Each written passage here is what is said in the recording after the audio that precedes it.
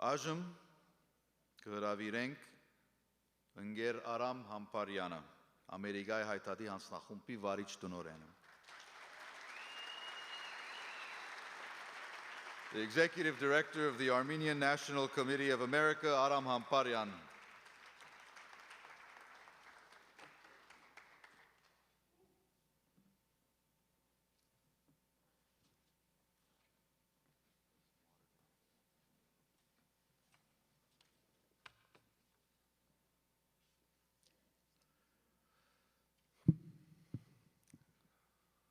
There is today a battle for the soul of the Armenian nation.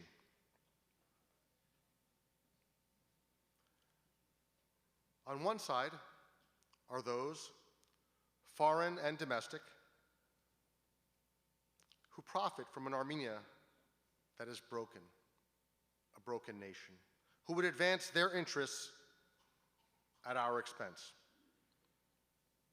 who would have us barter away our sacred land for elusive promises of peace, only to receive neither.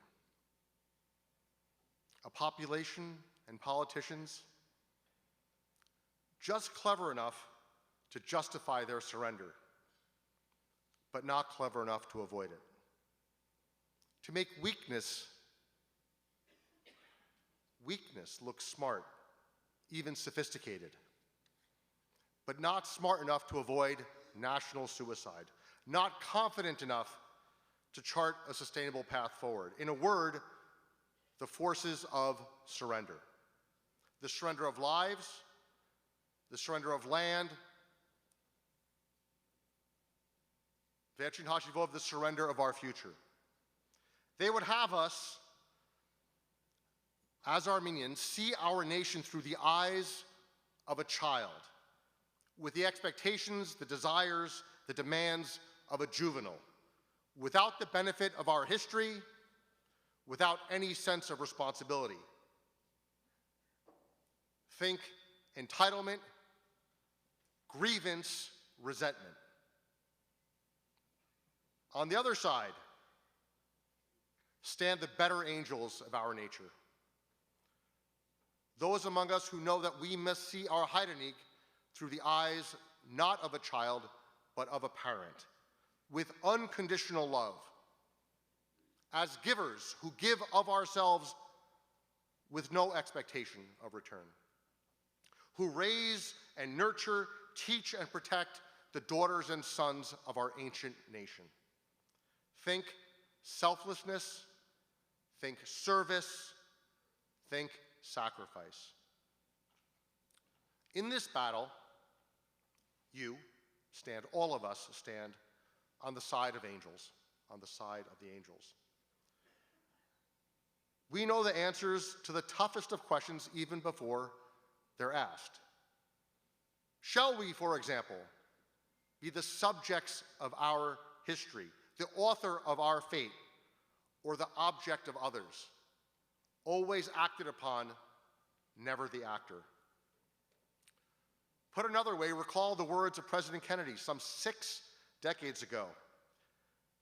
He said in his inaugural address, "Ask not what your country can do for you, ask what you can do for your country." He knew then what Armenians have always known, that service and sacrifice and solidarity are the constants that run through our long history, going back thousands of years. From Ardashes to Arshak, from Avarai to Sadarabad. For every parent among us, for every patriot in our nation, the answer to the question, what will you give, is and always has been everything, selflessly. That, frankly, Ungerner, is who we are. And that is why we matter. In a world of great powers, very powerful interests, that is why we matter, and that is why they fear us.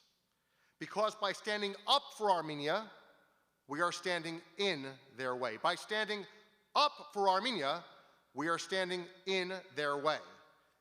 In the way of their pipelines, of their profits, of their toxic pan-Turkish dreams.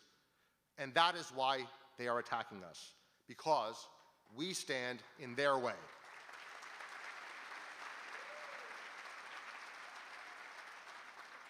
Yevlavkiden, they know very well that we will not bow, and we can never be bought. And so, in their minds, we must be broken. Each and every one of us. Those of us in this hall today, and in halls like this across the Armenian nation. They aim to break our nation, our national will, mer askayin gamka. And they know, Lavkiden, they know to destroy us, they must first kill those who protect us. Asi Norpanche.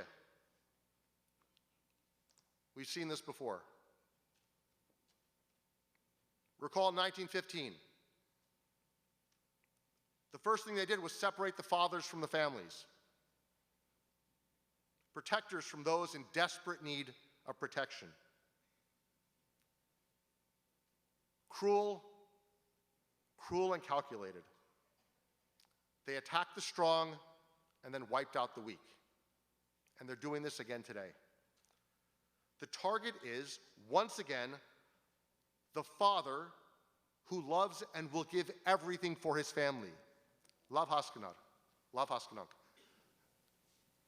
They will kill the weak so they can destroy, and they will kill the strong so they can destroy the weak. They're doing this again today. The target is once again the father who loves and will give everything to his family.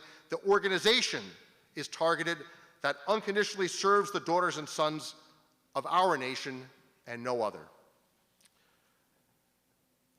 They're attacking the patriots that swear to remain faithful with all their might, and if necessary, with their lives, to the cause of Armenian liberty. And that, historically, over our long history, is why we've been attacked by East and West. 7 decades under the Soviets, 3 more decades from the Russians, and the rest punished not for our vices, but for our virtues, not for our strengths, but attacked for our strengths, not for our weaknesses. Countless colonies in the last several decades of fakes, overfunded fronts, politicians bought for and paid for by Brussels, Washington, and other capitals across the globe. They want us to believe that these attacks on us are about bus fares, or electrical rates, or traffic cops. As if the global interests who buy this outrage like a commodity care about the welfare of our people, the strength of our democracy, or the domestic costs of corruptions. They don't care. That is theater. That is political theater. That is not how states think. That is not how they think. These major powers simply don't care about those things. They don't feel. They are reptiles on the world stage. They have geopolitical aims, and they align their investments with their interests. You need only follow the money.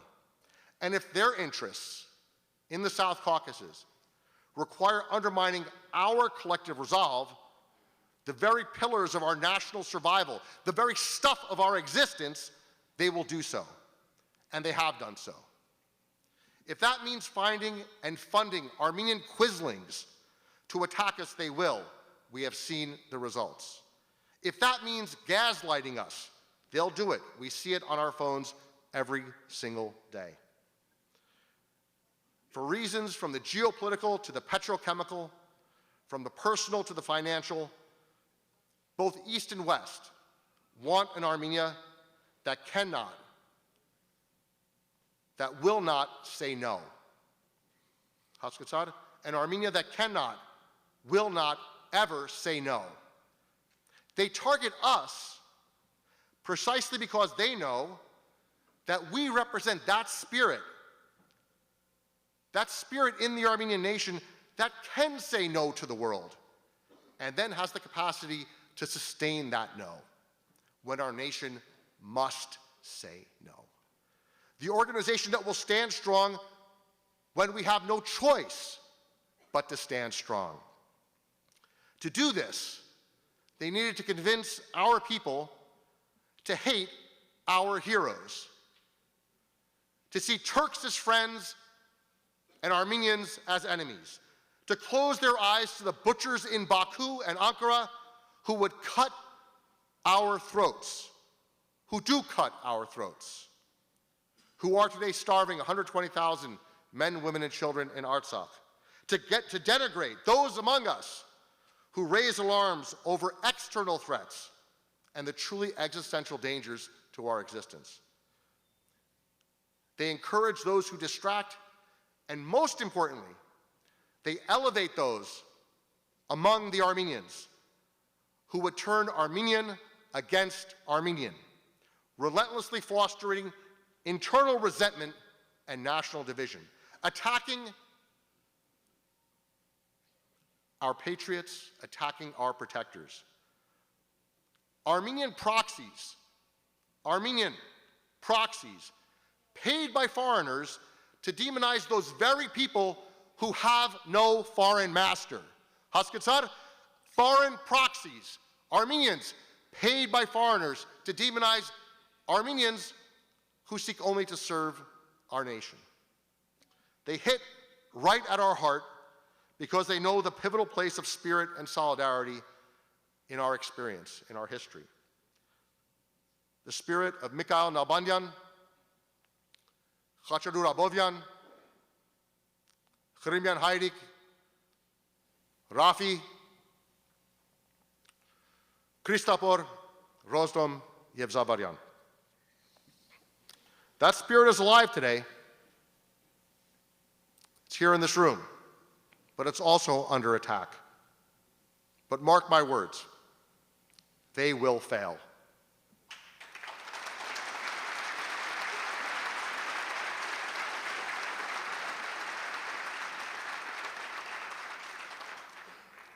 They have been writing Tashnak Satun's obituary for 132 years. 132 years. It has become a modern Armenian literary form. If you go to a bookstore, you can find it in the fiction section. I'll tell you this, the guys who write these obituaries, we will be at their funeral. They will not be at ours.